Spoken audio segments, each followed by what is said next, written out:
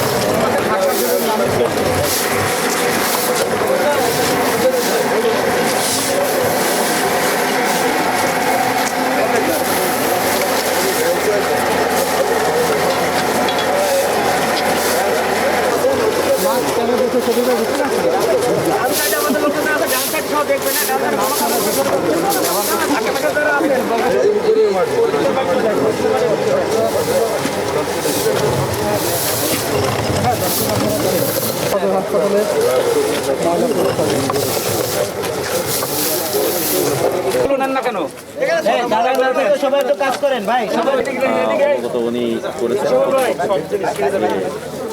কোনোভাবেই এখানে কোনো গাড়ি ঘোড়া এভাবে অদক্ষ করে নির্ধারিত যে জায়গা আছে গাড়ি পার্কিংয়ের জন্য ভাই আপনি পিছনে যান ভাই, আপনি পিছন সাইডে